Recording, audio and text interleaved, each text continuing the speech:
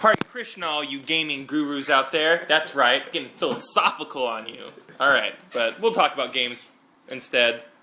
I could talk all day about reincarnation and the meaning of life. And I mean, you get reincarnated in a lot of games, right? So it's true. It goes hand in hand. It really does. It's very thematic. Well, I'm Kyle. I'm Ryan. And this is Optional Bosses. And we are going to be catching up a little bit on conversating about some of the games that have come out this fall, holiday season, or whatever. Yeah. Ryan, you've caught up on a couple games. Right, yeah, Black Friday was a fun time for yes, it's a fun time for all gamers if they've saved their money oh so gently, which I didn't. But we'll get into those games in a moment. We recently talked about the Devil May Cry and Resident Evil. What the fuck am I talking about? Devil May Cry and Rising demos with me and Abe, but I haven't talked to you about it. I just wanted to get your opinions on, let's just start with Rising first. You were in Rising's corner all along. Yeah. I think it's because everybody else was in a different corner. Yeah, that's just my personality type. I was like, I thought this would be fun. Ended up being fun. Yeah. You got the last laugh. So, What did you think of? What did you think of the demo?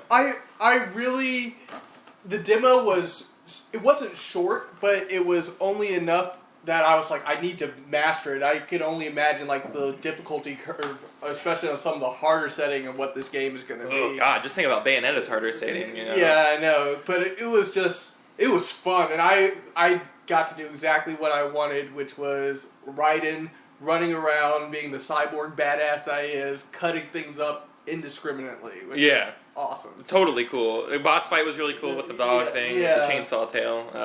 Looks like, and from what I understood, I was reading an IGN article, and they said that this game has some of the most ridiculous boss fights ever. I can only imagine. But that kind of holds a candle to what Metal Gear Solid's known for, and that is this ridiculous boss fight. So I'm kind of excited, you know, because I really wasn't expecting that. Weirdly, I guess I should have been, but okay. And I didn't really explore this feature when I played the demo. But I know that those types of games are known to have like a non-lethal completion component. I know that there was some early talks, I don't know if they're keeping it in, about being able to cut guards like guns and stuff in half. Yeah, that was a thing, and I think they kind of integrated that still, but like there is a no non-lethal. I don't think there's a pure non-lethal way to go through a game. I think like if you cut their guns or cut just their arms and not instead of just cutting them in half, that's when you can like rip out the healing item. Right. So there is kind of like homage. Yeah, it is, and there's kind of a celebration and not just slicing and dicing. Like if just doing surgical cuts, like it'll get you health items and stuff. So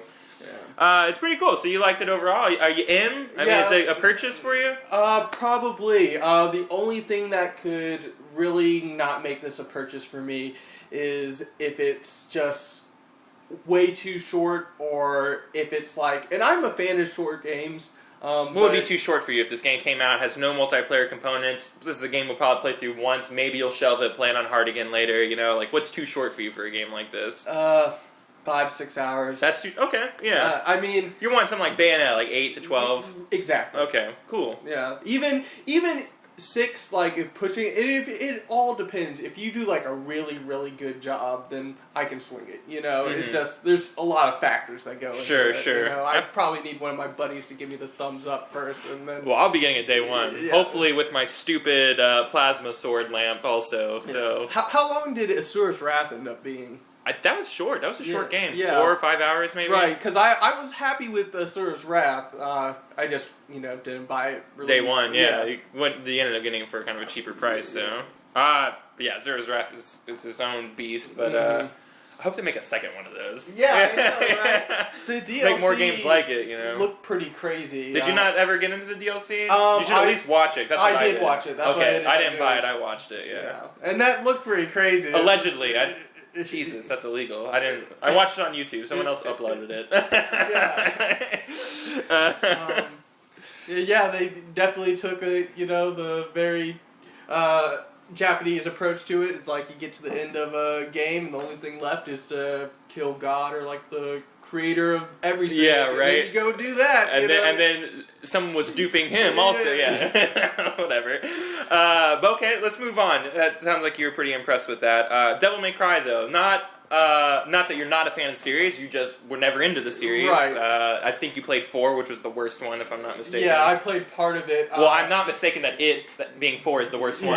That you played 4. Yeah, right? I played part of it. In fact, and you know what? I was kind of enjoying the ride. The reason why I stopped, and this is like so stupid, but I just have to admit this on air to get it off my conscience, was not having played the others, I didn't know how crappy his guns were. So like during a critical boss fight moment, I like spent all my upgrade points into these guns, like ebony and ivory. I mean, so that's cool. it's good to throw points into that because for picking off like just weaker guys. But man, when you get to those boss fights, you really need those points in your sword. Yeah, and so I almost couldn't progress. It was annoyingly retarded, and I was just like, it's not worth it for me, and that's out. Yeah, I think the guns are more for chaining combos. You know what I mean? Yeah. Right, exactly. And I think I kind of learned about that a little bit too when I did my playthrough of Bayonetta. You know. I think they held you or your hand a little bit more because it's like the first iteration of the series. I think they kind of expected all the Devil May Cry people to like know what was going on. Yeah, I don't think those guys expected anything from that game because that game was trash. But what did you think of the demo? What did you think of Devil May Cry the demo? All in. All in? All in. Not even questioning it. Not even questioning. I'm like so in love with the art style. It just looked so crazy. I loved how the world was morphing and going against you. It was all demented looking. There was cool combos. The controls, once you got a hang to them, were really fluid.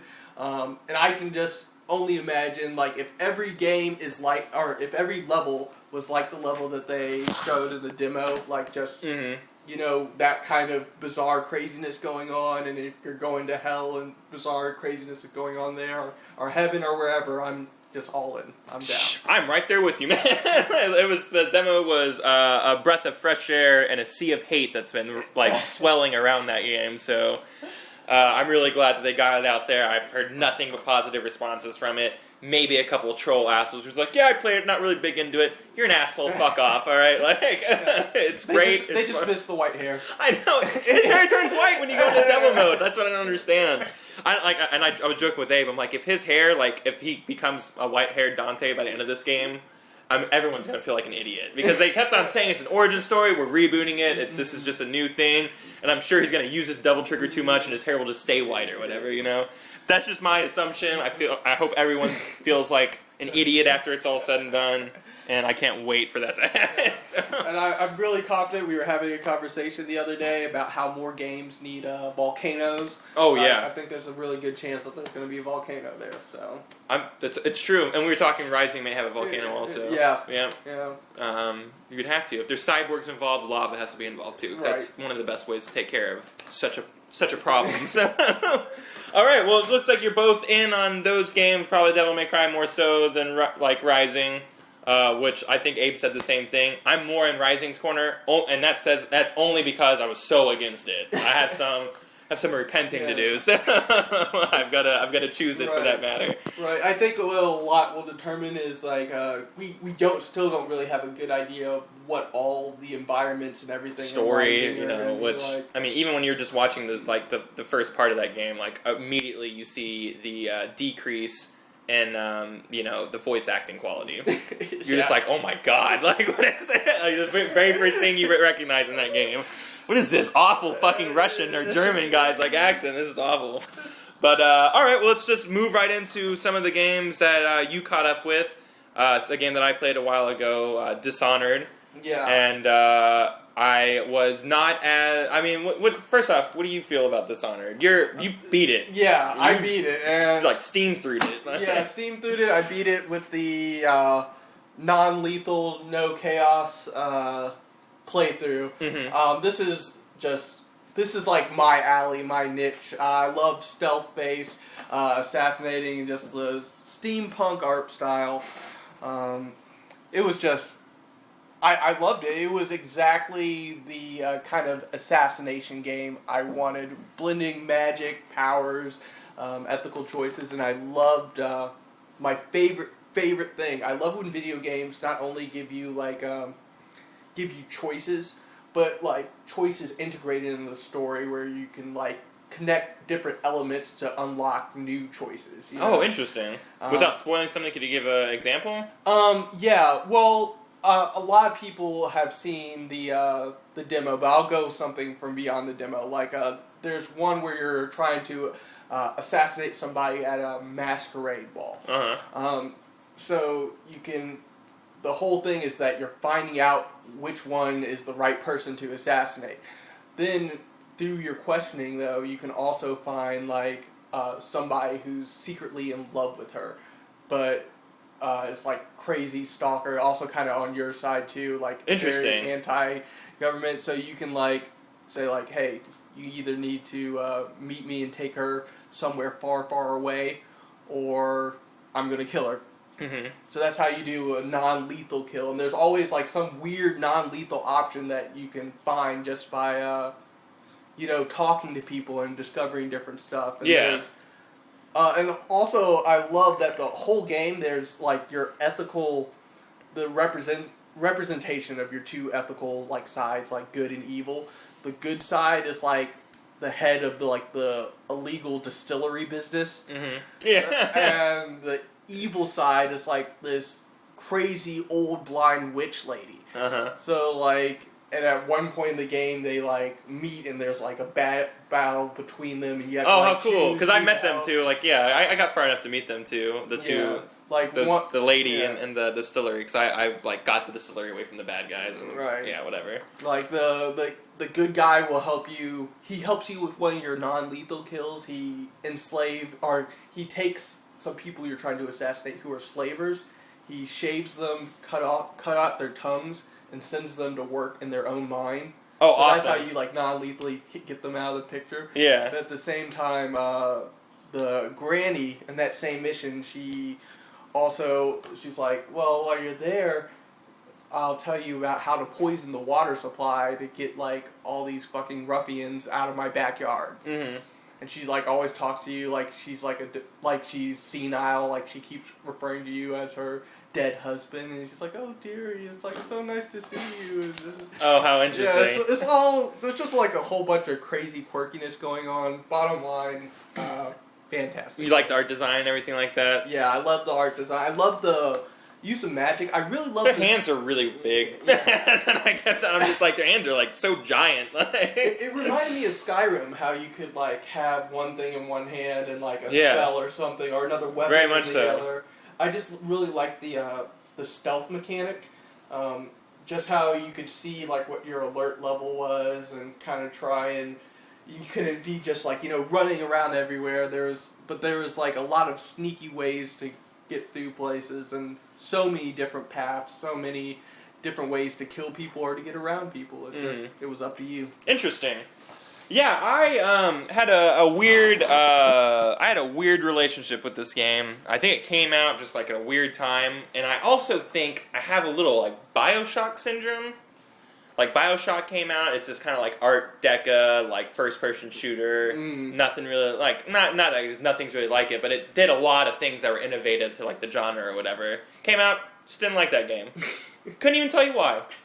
I have small little things like like when you die, like you're fighting a Big Daddy and you die and you like respawn and the Big Daddy still has the same amount of health, so like death just has no fucking resemblance in this universe, Talking about BioShock, obviously. Right. So, and that's a small problem. Who cares? A lot of other games do that too. So that's not why I hate the game, but that's like the one thing that always stuck out. I don't know. There's just something about that game that was just like, I'm not writing love stories of this game like everybody else is. And that's kind of what I felt about this game. But while I enjoyed this game more than BioShock because it was this weird first-person stealth game, which is not, besides the Thief series, there's really not a lot of games like this where it's first-person stealth.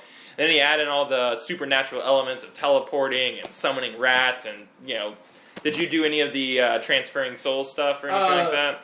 What I did a lot of was possessing animals to get where I wanted to go. And I kind of liked, what I really liked about that is like you can search for these rooms, and through these rooms you upgrade your different power. Yeah, but and they're all just kind of littered around the game world. Right. And you can like listen into people, or it's all it fed into my like OCD nature. I love like going around the weird corners and checking the secret routes and checking every single thing because there may be, you know, a secret hidden here, a secret hidden there. Yeah.